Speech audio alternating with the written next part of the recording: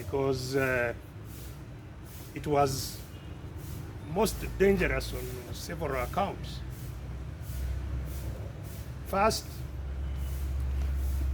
as the military junta that governs this country becomes more and more isolated, more and more rejected by the population, they become more repressive. They become more vicious. And we saw that viciousness in this election. Indeed, you saw candidates now appearing in helmets and flak jackets. As I said some time back, maybe if we get another election while the junta is still here, those who participate in it will need armored vehicles to move around. So it was a very dangerous election for those who participated. I think the one which was close to this kind of violence was the election of 2001. But it was also dangerous because indeed it was held in a situation of a pandemic. And a pandemic too that is real.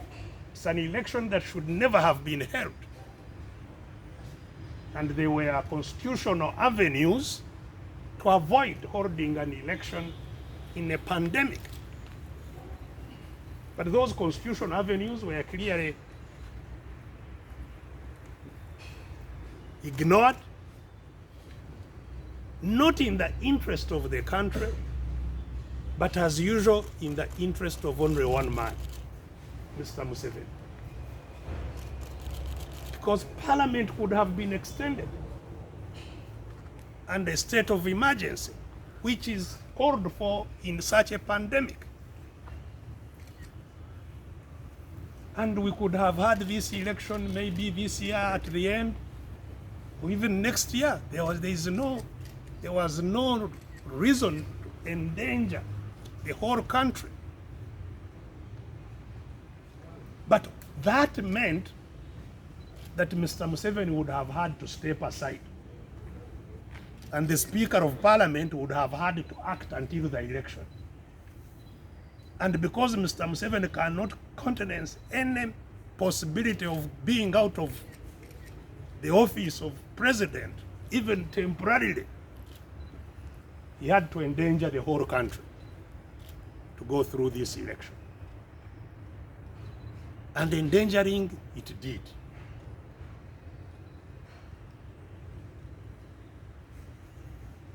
The election itself was not the main problem for the pandemic. The campaigns of the presidential and parliamentary, the damage had already been totally done by two events. One was, of course, the earlier mismanagement of the trucks when everybody was locked down, having left the trucks to go all over the town, all over the country, depositing the COVID in every center. But second and most deadly were the NRM primaries, which now picked it from all those centers and took it all over the country. So by the time of the presidential campaigns and parliamentary campaigns, the damage was already done. There was nothing to save. So I welcome back all those who participated and survived the guns and the COVID.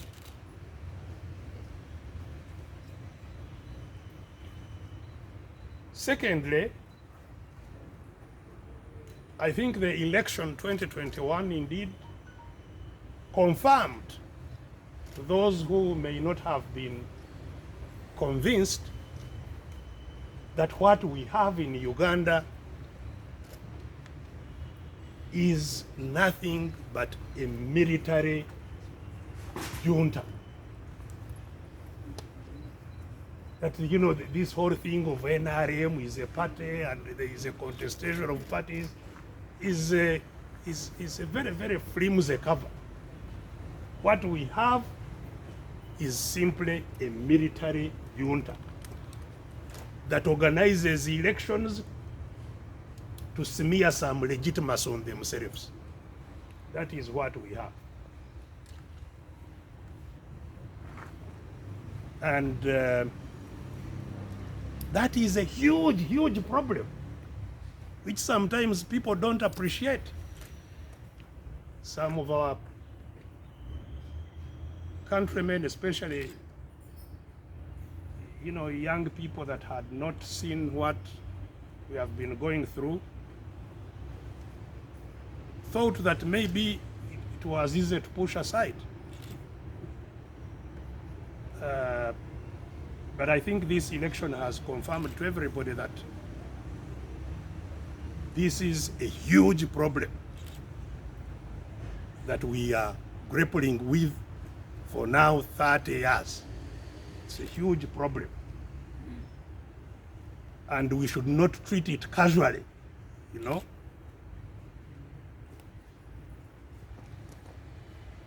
Now, a military junta that takes the rights of citizens away, holds the country hostage,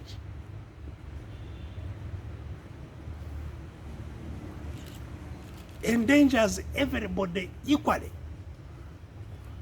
Whatever formation you are in, you have no right.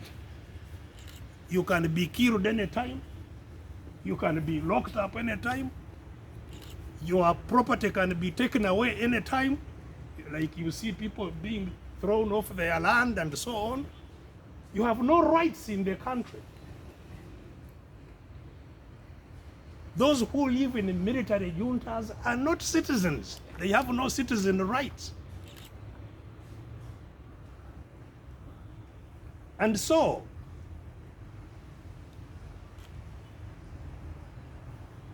our struggle is not a contestation for office. This is again to underscore that point. That the struggle in Uganda is not to contest for the office of president or to contest for the office of Lord Mayor. No, that's not the struggle. The struggle before the people of Uganda is to become citizens again, to have rights, equal rights as citizens, to have equal opportunities as citizens.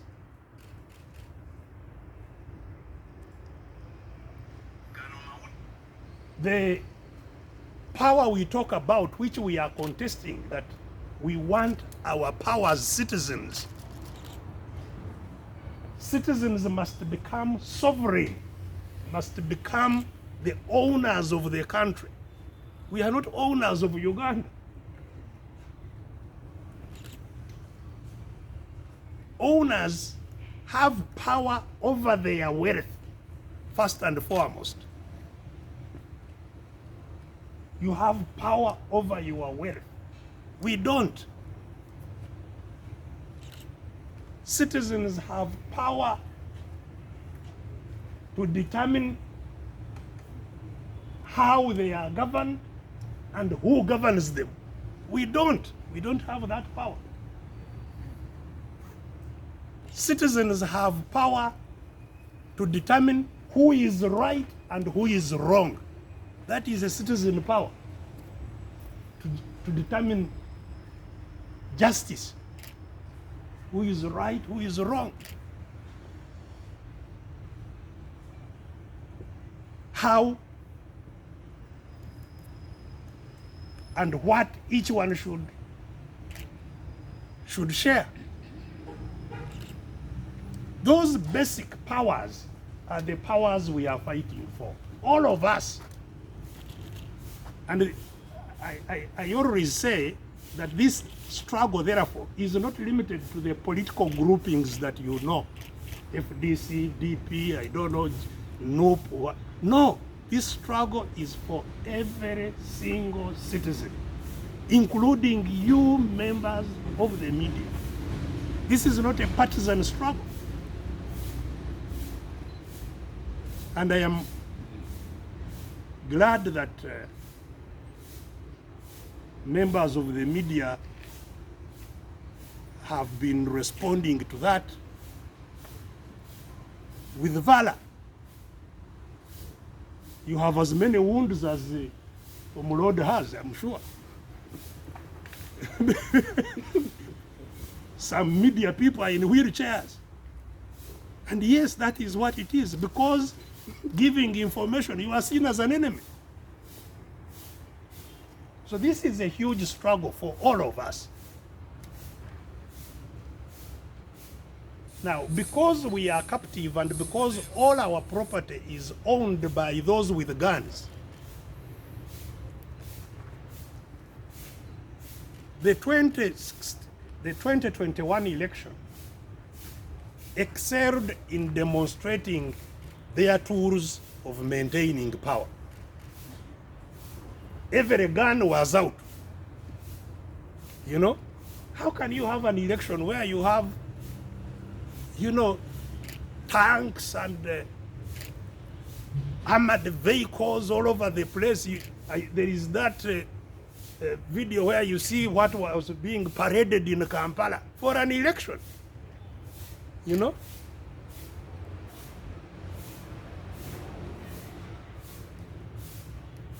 If they were that strong, we should never have had a war for 20 years. You know?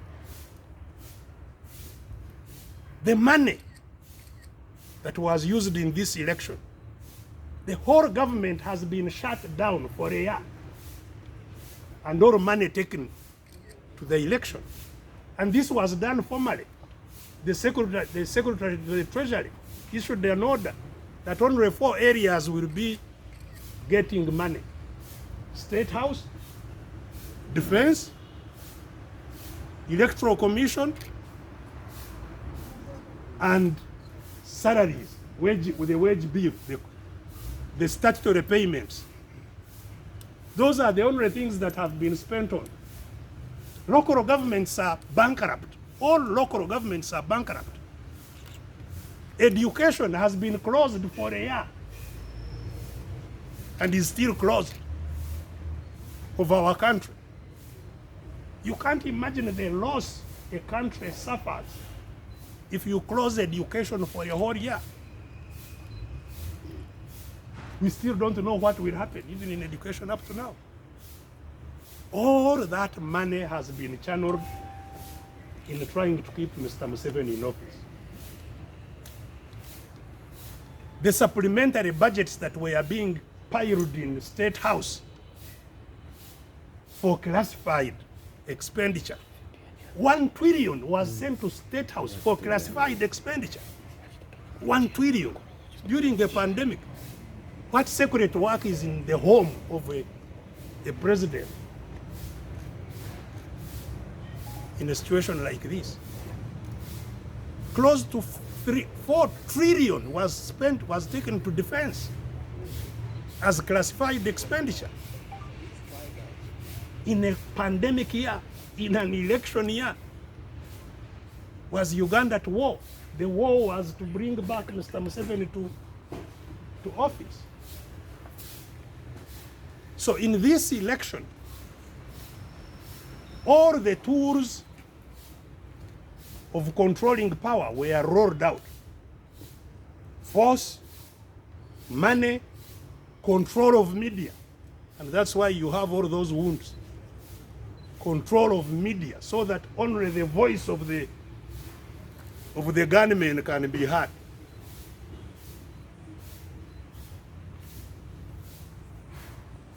And the media is going to be further constrained because of that.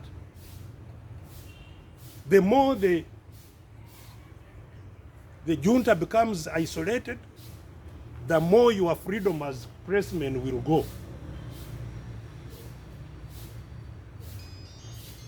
Control of the EC, control of the Electoral Commission.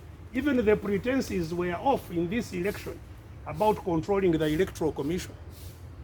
You know, the election started by Mr. Museveni dismissing the senior managers of the Electoral Commission during the election.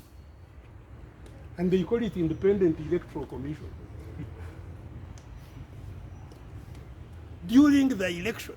the secretary to the Electoral Commission and all the other were dismissed summarily overnight. So where was the commission? That is the election that we are going through. The gerrymandering of constituencies has reached a peak. Gerrymandering, so that they disadvantage anybody who is challenging them. You know? And this, regrettably, you find people still just quiet about it.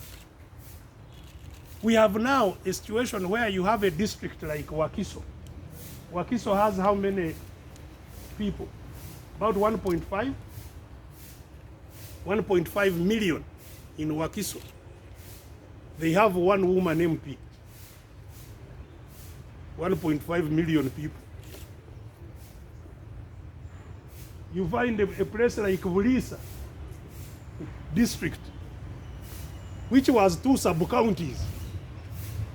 I think the total voters there are about 8,000. Their MP has the same vote as the MP of Wakiso. Why? Because they know that they have no votes in Wakiso. So they will be represented by one person. Same as all these districts that you see in Buganda. You know? So, gerrymandering was a major problem. And all these have been there in all elections. That's why all the 6 general elections Uganda have had have never been free or fair, have never led to a peaceful change of government.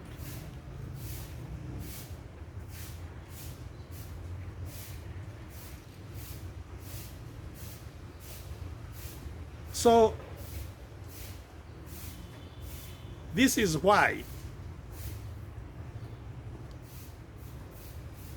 I, as a person who has contested 4 times under this junta, came to the conclusion,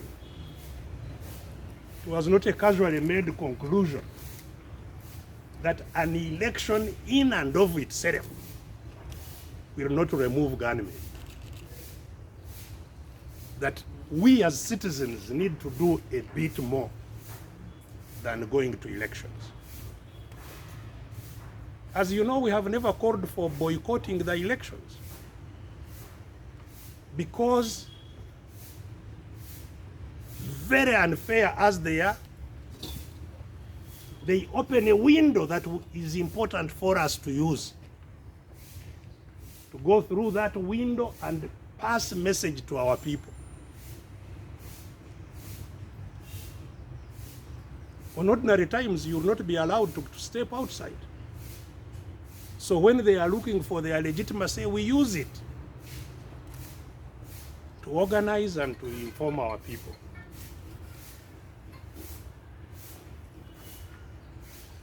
So how do we get over armed rule in Uganda, which is now a very clearly established phenomenon that we are dealing with?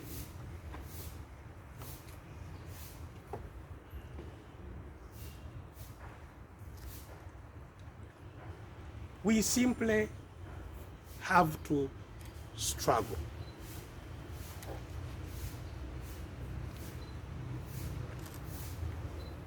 And it's a tough struggle. It's not a small struggle. It's a tough struggle.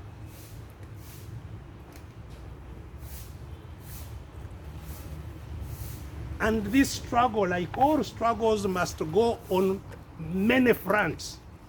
It's not just one front that will crack the problem. We have to struggle through many fronts. But in those fronts that we struggle through,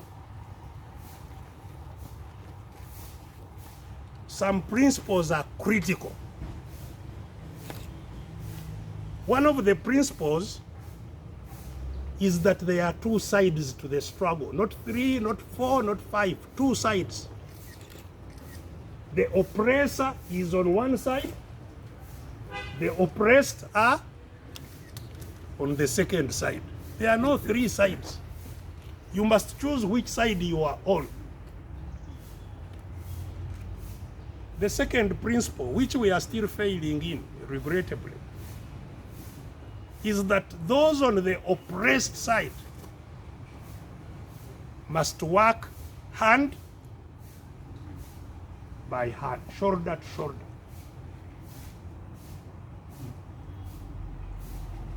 And because those who are oppressed are very many, the ones who oppress us work with everything they have to make sure that we are never together. Even worse, that we are fighting each other. We must overcome that consciously, to know that there are two sides. So in the concluded election, even as we go to those fronts, we must go to these fronts purposefully. It was not necessary that Omulodi, who has been at the forefront of the struggle, should be facing opponents of the same side. It's not necessary. Omulodi should even never have been campaigning in Kampala, should have been going to fight for other people elsewhere, knowing his base is safe, you know.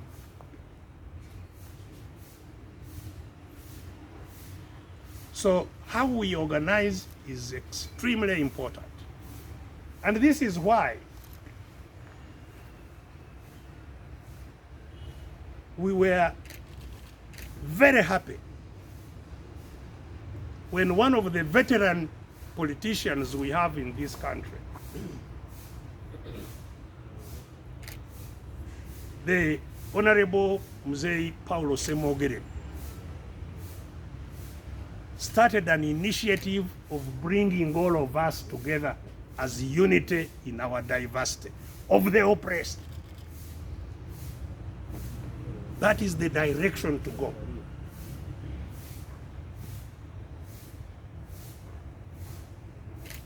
We cannot afford to be rivals, rivaling in prison. We have talked before about contesting to be the Katikiro in prison. Doesn't help. We must consciously coordinate, think together, and act together to rid ourselves of this problem. Though a military junta appears vicious and invisible, they are actually very weak. You know? They are paper tigers.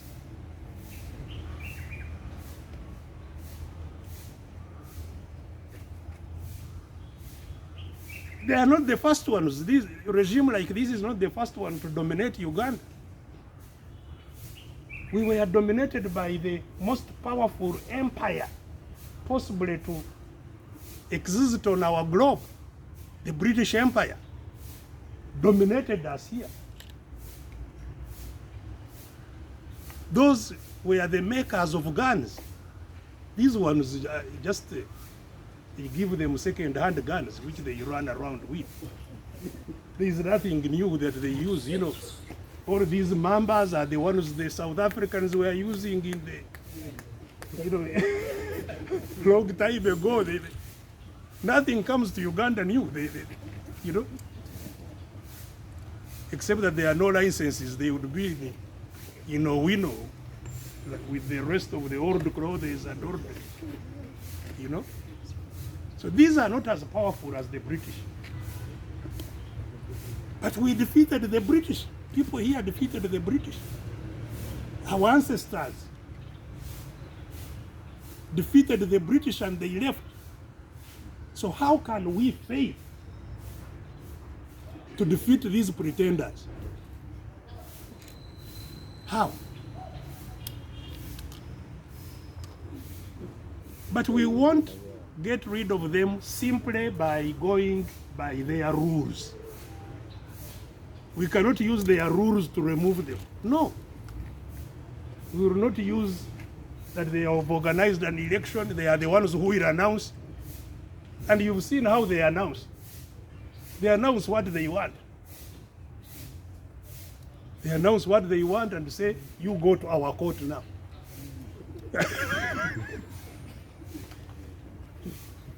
You know? So, it is doable. We should not have inferiority complex that this is a very difficult thing to do. Provided we take it seriously, what we need to do.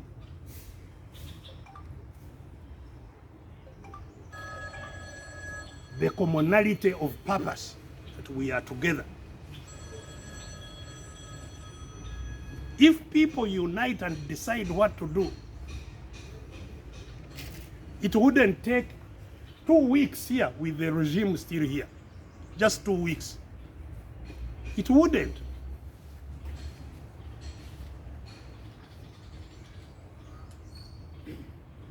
And if what is going on is not sufficient reason to get rid of this regime quickly, then nothing maybe will ever be. I have not seen in the last elections, even when we went to the bush, I was in the election of 1980. I campaigned in the election of 1980. There was nothing anywhere near what we are seeing now in terms of violations. It was not there. That people can't sleep in their homes. Thousands, some of you and the media is not highlighting it enough. Thousands of our young men are dying in dungeons in this city. Thousands. I have seen those who have escaped from, not escaped, been released from some of those dungeons. And the stories are horrific of what is going on with our young people who are being kidnapped from homes all over the country. It's not just here in Kampala. They are kidnapping people in Iganga, kidnapping people in Masaka, kidnapping people